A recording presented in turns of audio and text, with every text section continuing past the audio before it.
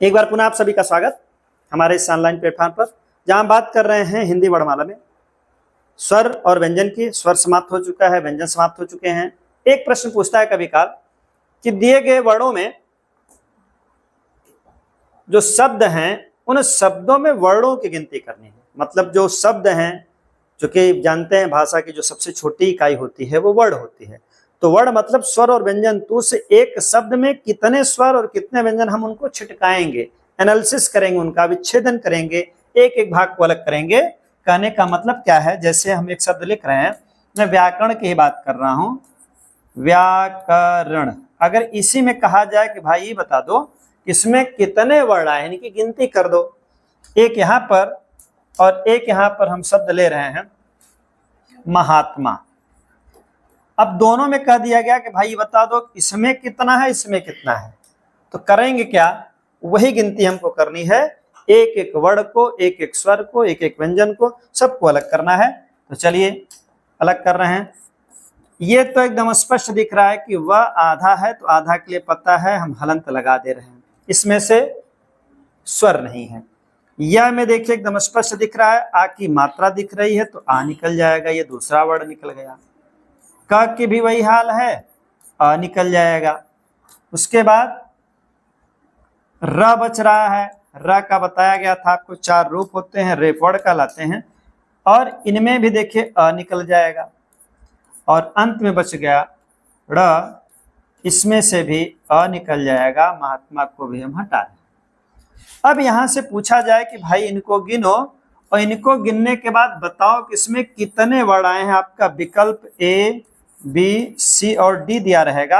चारों विकल्प आपके दिए रहते हैं, तो उन विकल्पों में क्या सही रहेगा, ए, बी, सी और डी। तो इन चारों विकल्पों में कौन सही है उनकी बात किया जाए। जैसे हम यहाँ गिन रहे हैं 1 2 3 4 5 6 7 8 9। हमारा पहला विकल्प 8 हो गया, 9 हो गया, 10 हो गया या 7। अब पूछा जाएगा कि व्याकरण में कितने वर्ण आए हैं। तो गिनते समय यही करना है कि स्वर और व्यंजन को अलग कर दीजिए। इसके बाद गिन लीजिए कितने हैं। तो चलिए गिनिए। देखिए आधा है, यहां से मिला लीजिए, ये भी सही है, क भी सही है, र भी सही है, ड़ भी सही है। अब गिनेंगे तो 1 2 3 4 5 6 7 8 9। 9 होना चाहिए था, हम यही विकल्प लगाएंगे। लेकिन यहाँ पर यह विकल्प गलत माना जाएगा, क्योंकि इसमें वर्ण 8 ही हैं। ध्यान क्या देना है, अगर अंत वाला वर्ण व्यंजन या जो भी हो, अगर व्यंजन है तो उस व्यंजन से केवल अ निकल रहा है, तो उस अ की गिनती नहीं करेंगे। जैसे अब दूसरा उदाहरण लें तो बात स्पष्ट हो जाएगी। इसमें बहुत ज्यादा समय नहीं गंवाना है, आप समझ जाएंगे कैसे है। अगर हम यहाँ पर महात्मा लिख दें, अब महात्मा में पूछा जाए भाई इसमें कितने वर्ण हैं, तो यहाँ से इनकी गिनती करिए। देखिए यहाँ से म, फिर अ निकलेगा, ह से आ निकलेगा, और त पहले से आधा दिख रहा है तो इसमें स्वर मिलेगा नहीं, और म से फिर आ निकल जाएगा। अब यहाँ पर पूछा जाए भाई यहाँ पर कितनी गिनती है, यहाँ पर हम गिनती कर सकते हैं। देखिए कितना, 1 2 3 4 5 6 7। इसका विकल्प दे देगा 7 6 8 5। कौन सा विकल्प सही है। अब यहाँ पर हम गिने हैं तो यहाँ पर हमारे पास सब आ जाएंगे, 1 2 3 4 5 6 7। इसका 7 विकल्प सही है। लेकिन यहीं पर 1 2 3 4 5 6 7 8 9, यहाँ 9 नहीं सही रहेगा। यहाँ पर सही कौन होगा, 8। क्यों सही हुआ, अब वही ध्यान देना है। अंत में अगर, अंत में ध्यान समझिएगा, यही गलती होती, पूछे जाते हैं वर्ण कितने हैं। अंत में अगर अ निकला है, केवल अ, तो उसको नहीं गिनेंगे। इसके अलावा कुछ भी आएगा उसको अवश्य गिनेंगे। दूसरा उदाहरण देखा जाए, अगर कह दिया गया, हमने लिख दिया गया शेरनी, हमने लिख दिया, और यहाँ पर हमने कमल लिख दिया, दोनों में गिन लें। और यहाँ पे हम कमला लिख दे रहे हैं, दोनों को देख लिया जाए, कमल, कमला, शेरनी। इतने से समझ जाएंगे कि वर्णमाला की गिनती कैसे करते हैं। चलिए यहाँ पर देखिए क्या है, क, फिर अ, यहाँ से म, यहाँ से अ, यहाँ से ल, यहाँ से आ। अब यहाँ भी बताए हैं अंत में अनार नहीं आया है, ह्रस्व नहीं आया, तो इस कारण गिना जाएगा। तो 1 2 3 4 5 6, इसमें 6 वर्ड आए। यहाँ पर गिना जा, देखिए श, यहाँ से देखिए ए की मात्रा निकलेगी, फिर मात्रा ने ये श हो गया और ए निकला, यहाँ से फिर देखिए र आएगा, अ आएगा, यहाँ से फिर न और दीर्घ ई निकलेगा। देखिए यहाँ भी अ अनार नहीं आया है, इसका मतलब यहाँ पर 1 2 3 4 5 6, यहाँ पर 6 वर्ड आ चुके हैं। यहाँ पर देखा जाए कमल की बात करें तो क, फिर म, यहाँ से फिर क के बाद अ, इसके बाद म, इसके बाद अ, इसके बाद ल और अ। अब यहाँ पूछा जाए कि वर्डों की गिनती कितनी है, तो कितना करेंगे? 5। हाँ, बात समझ में आ गई, क्योंकि लग रहा है कि दिमाग से बैठे हैं। 1 2 3 4 5 6, 6 विकल्प सही होगा, 5 सही होगा कि 4 सही होगा? कौन सही है? कौन सही है? 5 विकल्प सही है। तो वर्णमाला की हम गिनती कर लेंगे, कहीं भी आएगा। अब लोग हम चलते हैं किस पर, हम यहां देखना चाहेंगे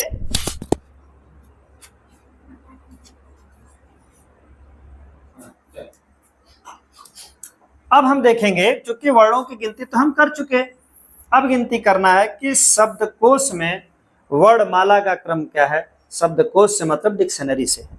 तो डिक्शनरी का मतलब, जैसे हम अंग्रेजी की डिक्शनरी में कुछ खोजते हैं तो वो वहाँ एक क्रम होता है कि पहले ए आएगा, फिर ए के बाद बी आएगा, फिर ए आएगा, तो वो क्रम हमारा। लेकिन हम हिंदी में अगर देखते हैं तो एक प्रश्न इससे बनता है कि वहाँ पर कैसे वर्ड आएंगे। तो ध्यान दीजिएगा, पहले स्वर आएंगे। जब भी आप हिंदी की डिक्शनरी उठाएंगे तो उसमें कौन सा आएगा शब्द, क से ह तक पहले आएगा, या फिर वो आएगा, या विसर्ग पहले आएगा, या व्यंजन आएगा, या संयुक्त अक्षर आएगा। उनकी गिनती देखिए क्या करेंगे। तो सबसे पहले याद रहे कि हमारे जो स्वर हैं अ आ ई, ये हमारे अ पर समाप्त होते हैं। ठीक, इसके बाद प्रारंभ होता है क वाली लाइन, क ख, और ऐसे करते करते हम पहुंचेंगे कहाँ तक, ह तक पहुंचेंगे, हमारे व्यंजन हो जाते हैं।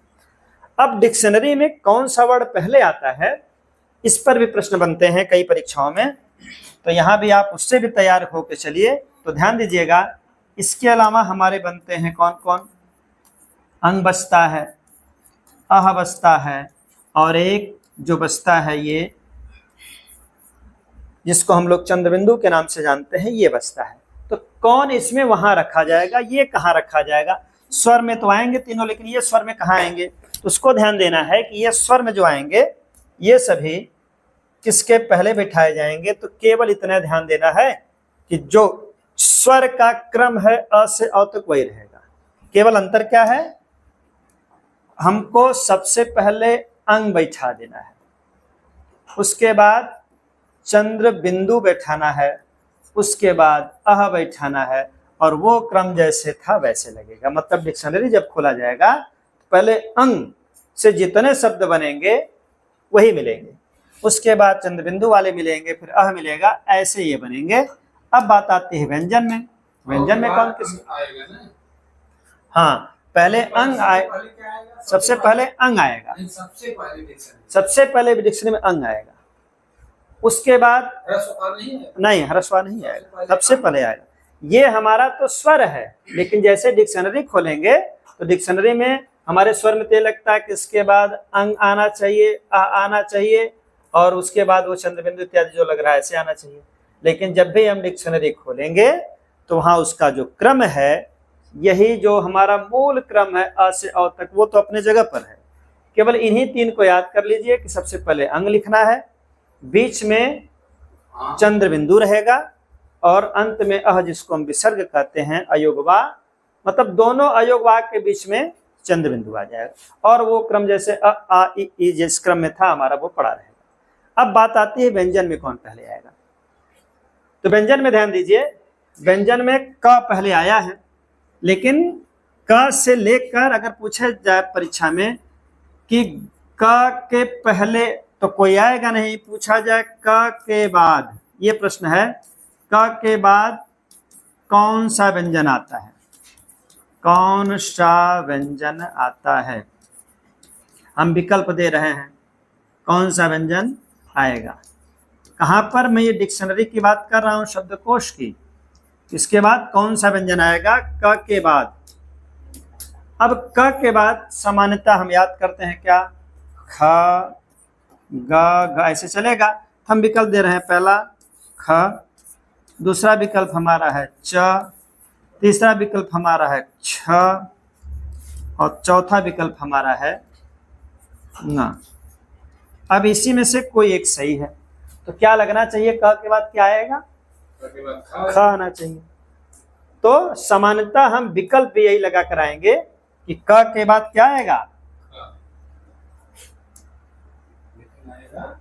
लेकिन वो नहीं आएगा। अब ध्यान क्या देना है, देखिए अब क के बाद सामान्यतः हम सोचते हैं ख आएगा, लेकिन वो गलत है। अब वही ध्यान देना है कि क के बाद आएगा क्या। तो अब ध्यान दीजिए, बहुत आसान है। जो हम क ख ग लिख रहे हैं, एक बार थोड़ी उससे आसानी हो जाएगी समझने में। चलिए हम लिख रहे हैं पूरा, क ख ग घ न, इसके बाद आता है हमारा च छ ज झ य, उसके बाद ट वाली लाइन ट ठ ड ढ, जिसको गोलवर्ड कहते हैं, ये आ चुके हैं। उसके बाद त वर्ग आएगा, त थ द ध, उसके बाद न, फिर आएगा प फ ब भ म, और इसके बाद आते हैं हमारे अंतस्थ। कौन कौन? अंतस्थों की संख्या य, र, ल और व, लेकिन संस्कृत में याद है क्या बताया गया है? य व र ल आएगा। हाँ, अब यहाँ पर देखिए फिर आते हैं हम लोग अपने उष्म व्यंजन के साथ, श श स और ह। ये हमारे व्यंजन हो चुके हैं, लेकिन वहीं बीच में कौन कौन बच जा रहा है? हमारे जो संयुक्ताक्षर हैं, क्ष, त्र, ज्ञ और श्र, ये बेचारे कहाँ बैठेंगे जब हम व्यंजन में आ गए? तो वही ध्यान देना है, इनको बिठा लेना है। इनको बिठाने के बाद हमारी बात सही हो जाएगी। तो केवल इतना ध्यान दीजिए कि जो संयुक्ताक्षर जिससे बना है वो उसी के बगल में बैठ जाएगा। अब याद रहे कि जो क्ष बना है यह किससे बना है? क और श से बना है। तो जिससे बना है मतलब वो उसी के बाद आएगा। तो पहला वर्ड हमेशा याद रहे कि पहला वर्ड को ध्यान देना, उसके शुरुआत का बना तो श से भी है, लेकिन जो पहला वर्ड है उसी के बाद वो संयुक्त अक्षर बैठेगा। अब हमारा प्रश्न सही हो जाएगा। अब पूछा जाए कि क के बाद क्या आया है, तो छ आएगा। क के बाद छ आएगा, ये याद है। अब इसके बाद वही ध्यान दीजिए। अब पूछा जाए भाई त्र कहाँ बैठेगा, तो त्र किससे मिलकर बना है? देखिए त से मिलकर बना, इसका मतलब त्र यहाँ बैठेगा। अब कौन बचा? ज्ञ, जिसको हम ज्ञ कहते हैं। वास्तव में ये किससे बनता है? ज और य से बनता है। अभी मैं बताया हूं कि ये जिससे बने हैं उन्हीं के पहले आएगा। तो ज और य से मिलकर बना है, तो ज कहाँ पर देखिए है? ज, इसका मतलब इसके बाद कौन आएगा? ये ज्ञ आएगा, जिसको हम लोग ज्ञ पढ़ते हैं। एक और बच गया, कौन? श्र।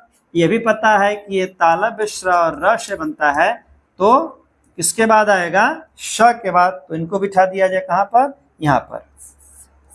यही हमारे वर्णमाला का क्रम है कि जब भी वर्णमाला का क्रम पूछे कौन किसके बाद आएगा, और सबको कहीं गड़बड़ नहीं करना है, सब अपने जगह पर व्यवस्थित हैं, केवल याद केवल करना है। इसको पूछेगा ख के पहले कौन आता है या क के बाद, यही पूछेगा। पूछेगा यहाँ से कि शब्दकोश के अनुसार त के बाद कौन आता है, थ के पहले कौन आता है। पूछेगा शब्दकोश के अनुसार ज के बाद कौन आता है और झ के पहले कौन आएगा। पूछेगा श के बाद कौन आता है और मूर्धन्य श के पहले कौन आता है। इनसे हमको सतर्क रहना है। यही प्रश्न पूछे जाएंगे। और इसके बाद प्रश्न बनते हैं कि क्रम उनका क्या होगा। मतलब जैसे अगर कुछ शब्द लिख दिया गया, जैसे लिख दिया गया प्रत्यक्ष, एक लिख दिया गया क्रम, एक लिख दिया गया कर्म, एक लिख दिया गया कक्षा। अब यहाँ पर पूछा जाएगा कि शब्दकोश में पहले कौन मिलेगा। मान लीजिए हम पहला, दूसरा, तीसरा, चौथा। अब यहाँ पूछा जाए शब्दकोश में कौन पहले आएगा।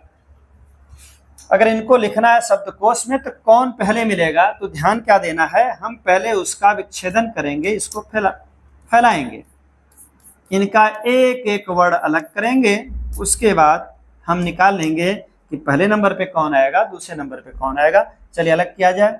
देखिए यहाँ से पता है कि जो प है यहाँ पर ये आधा है और र पूरा है, तो र पूरा है तो इसका अ भी बाहर आएगा। फिर यहाँ से देखिए आधा त दिख रहा है, फिर उसके बाद देखिए कौन दिख रहा है, य दिख रहा है, उसके बाद कौन दिख रहा है, अ, उसके बाद संयुक्ताक्षर का पहला अक्षर आ गया कौन, पहले हलंत रहता है, फिर मूर्धन्य श रहता है, फिर अ आता है। हमने इसका विस्तार कर लिया। अब क्रम में देखिए वही हालत, यहाँ पर क आधा है, र पूरा है, अ निकलेगा, फिर यहाँ से म बाहर आएगा और इससे भी अ निकल जाएगा। फिर इसमें देखा जाए कर में कैसे लिखेंगे। कर में भी देखिए पहले क है, फिर अ है, र एक ही दशा में आधा होता है, जब ऊपर जाता है तो ये आधा है, ये आधा है तो इसमें स्वर रहेगा नहीं। अब बचा कौन, म और अ बच गया। यहाँ से फिर देखा जाए कक्षा को निकालेंगे तो क आएगा, फिर अ निकलेगा, और ये पहला हमेशा हलंत युक्त होता है, इसको हल कहते हैं, इस पर हम चर्चा करेंगे। वास्तव में ये हल है, तो हल लग गया। उसके बाद श से और अ बाहर आ जाएगा। अब हम देखेंगे शब्दकोश के अनुसार कौन पहले आएगा। इसमें करेंगे क्या, बिल्कुल ये गणित जैसा है। गणित में गिनती जैसे मिलाते हैं, दशमलव का जैसे लिख दिया जाए 2.732, 2.632, 2.547, 2.732। इसमें कौन सबसे बड़ा है, तो बड़ा करने के सबसे पहले हम बाईं ओर आएंगे, तो बाईं ओर देखेंगे सबसे बड़ा ये मिल गया। अब इसके बाद जब ये बड़ा मिल गया तो और किसी को गिनने की जरूरत ही नहीं है। फिर जब 2-2 वाले मैच करेंगे तो 2 के बाद 7 है, 6 है, 7 है, तो इनकी गिनती करेंगे, 7 के बाद 3 है। मतलब जैसे हम इनका आरोही अवरोही करते हैं उसी प्रकार यहाँ भी करेंगे। कौन पहले आएगा, तो देखिए इन तीनों में पहले कौन आता है, चलिए गिना जाए। देखिए यहाँ पर प है, क है, क है, क है, तो याद करिए सबसे पहले क आता है, इसका मतलब ये तो पीछे छूट जाएगा, क पहले आएगा, क्योंकि वर्णमाला में क पहले आएगा, इसका मतलब ये तो बहुत दूर मिल गया। अब बात आती है इन्हीं तीनों में से कोई है, क्योंकि जब पहले से फैसला नहीं होता है, मैं दशमलव की बात बता रहा हूं कि अगर कोई अंक आपको ऐसे दे दिया गया, अगर बाहर से फैसला नहीं हो पा रहा है कौन है, तो हम दाहिने जाएंगे। देखिए यहाँ से फैसला नहीं हो पा रहा है तो हम दशमलव के इधर चलते हैं कि अब फैसला यहाँ से होगा। वही हालत यहाँ से फैसला नहीं हो पा रहा था, हम आगे बढ़ रहे हैं, आगे बढ़ेंगे क्योंकि इसमें से पता नहीं चल रहा है कि कौन पहला वर्ड है। आगे चला जाए, देखिए पहले र मिल गया, ये तो बहुत दूर है, या अ मिल गया, या अ मिल गया। अब ये भी कट हो गया। क्यों कट हो गया, क्योंकि र तो बहुत दूर मिलेगा, उससे पहले स्वर मिल रहा है। अब यहाँ भी वही समस्या आ गई, ये दोनों अ आ गए पहले, अब यहाँ से भी नहीं स्पष्ट हो पा रहा है इनमें कौन पहले आएगा।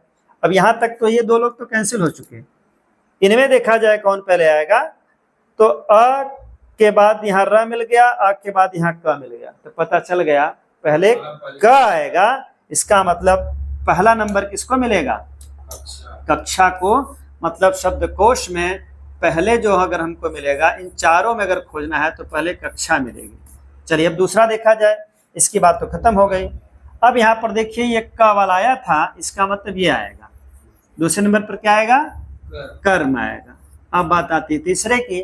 तीसरे में देखिए यहाँ पर पहले क आया है, फिर प आया है, तो जब यहीं से फैसला हो गया कि पहले क आता है फिर प आता है, तो इसका मतलब क्या रहेगा, क्रम पहले रहेगा और लास्ट में कौन आ जाएगा, प्रत्यक्ष। इस प्रकार हम इनको एक एक शब्दकोश के अनुसार अक्षरों को बांट सकते हैं। हाँ, क्रम से बैठ के तब प्रत्यक्षीकरण प्रत्यक्ष रूप से दिखेगा। हाँ, अब जाते जाते हम एक शब्द के विच्छेदन के साथ समाप्त कर रहे हैं, आप अपना विच्छेदन करते रहिएगा। जैसे कहा जाता है अंतरराष्ट्रीय एक एक शब्द, यह पूछा जाता है बार बार, और एक शब्द पूछा जाता है, यही जब अंतरराष्ट्रीय लिख दिया जाता है हलंत के साथ अंतरराष्ट्रीय, तो दोनों पूछा जाता है कौन गलत है कौन सही है। और एक ऐसा भी लिख दिया जाता है, उसको भी देख लिया जाए, मैं ऊपर लिख दे रहा हूं,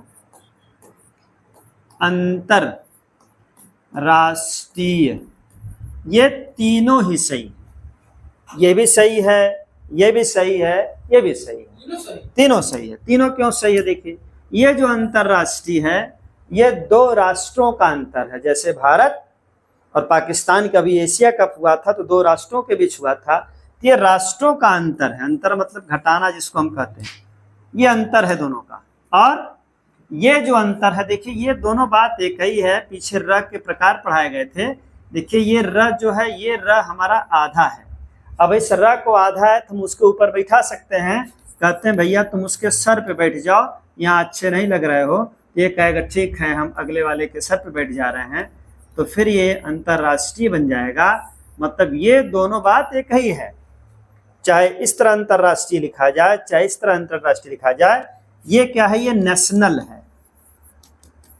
ये जिसको हम नेशनल की बात करते हैं, राष्ट्रीय खेल, जैसे हमारा राष्ट्रीय पशु है, राष्ट्रीय पक्षी है, तो वो ये अंतर्राष्ट्रीय है। और जो ये अंतर्राष्ट्रीय है ये हमारा इंटरनेशनल, ये इंटरनेशनल है, ये नेशनल है। दोनों बात एक ही है। तो हम दोनों का विस्तार करने के साथ आज इस सेशन को विराम देंगे और कल लेके आएंगे अब तक के वर्णमाला से पूछे गए प्रश्नों के जो प्रकार हैं, जितने तरह के प्रश्न पूछे हैं। तो आइए देख रहे हैं कैसे इसको अलग करेंगे एक एक वर्ड को। पहले अ है, उसके बाद न से हलंत जाएगा, त हलंत युक्त हो जाएगा, आ है, फिर र पे हल लगेगा, यहाँ से फिर अ निकलेगा, फिर र से क्या निकलेगा? आ निकलेगा। उसके आगे ये मूर्धन्य श, लेकिन कैसा है? हलंत है। अब देखिए यहाँ पर ट है। हम बताए थे ट्रक में जो ट्रक बनता है वास्तव में देखने पे तो लग रहा है कि ट पूरा है, लेकिन ट यहाँ पर आधा है। क्यों? इसका तरीका बताए थे। ये गोल वर्ण होते हैं, इनको आधा करने के लिए हल चिन्ह लगाते हैं। अब र जाके बैठ जाता है, तो इसको लिखने के लिए हम पहले आधा त लिखेंगे, उसके बाद र लिखेंगे पूरा, तो ये हमारा ट्र है। वही प्रकार यहाँ भी करना। देखिए यहाँ तक हम पहुँच चुके। अब आती है बात ट की, तो ट तो हलंत है, अब उसके साथ र लगा हुआ है, तो र पर ही मात्रा लगी है। र पर किसकी मात्रा लगी है? अगर यहाँ कोई पूछ दे, ऐसा ही पूछ सकता है कि राष्ट्रीय में ट पर ई की मात्रा है कि र पर ई की मात्रा है, तो देखने से क्या लग रहा है कि ट पर है, लेकिन है किस पे? र पर है। तो र पर मात्रा है, किसकी? दीर्घ ई की मात्रा है, ये राष्ट्रीय। अब बचा हमारा य, और लास्ट में क्या आ गया? आ। इस प्रकार हम मिला सकते हैं, और एक बार खंड करने के बाद हम मिला लेंगे क्या हमारा सही है। देखिए ये पूरा अ हो गया, अ में कोई खंड होगा नहीं, न पहले से हलंत है, सही है। देखिए त पूरा है, यह भी सही है। र देखिए पूरा है, यह भी सही है। इस र पर किसकी मात्रा लगी है? अंतर। र पे अ पूरा है। अब यहाँ पर देखिए फिर र पे आ की मात्रा लगी, यहाँ तक हम लोग पहुंचा है। अब ये मूर्धन्य श है, ये भी सही है। और ट्र की हम बात बताए हैं कि जब बनता है तो ट आधा होता है, र पूरा होता है। र पर ही मात्रा लगेगी, चाहे अ लगे, चाहे ई लगे, चाहे उ लगे। यहाँ पर देखिए बड़ी ई की मात्रा लगी है, तो हम सही लगा चुके हैं। ट आधा है, र पर बड़ी की मात्रा है, अंत में यह है। इस प्रकार हम शब्दों का विच्छेदन कर सकते हैं। अब पूछेगा अंतरराष्ट्रीय में कितने वर्ण हैं, तो गिनती कर सकते हैं। आज के लिए इतना ही, मिलते हैं अगले अंक में। अच्छा लगे तो सब्सक्राइब करिए, कमेंट करिए, सुझाव आमंत्रित है, और शेयर भी करिए। चूंकि हम कल लेके आ रहे हैं, अब तक 2011 से लेकर 22 तक जितने टेस्ट हुए हैं, पहले 1 से 5, फिर 6 से 8, उनमें जितने तरह के वर्णमाला से जो प्रश्न आए हैं, उन वर्णमाला के कलेक्शन के साथ कल हम उपस्थित होंगे। तब तक सभी को धन्यवाद।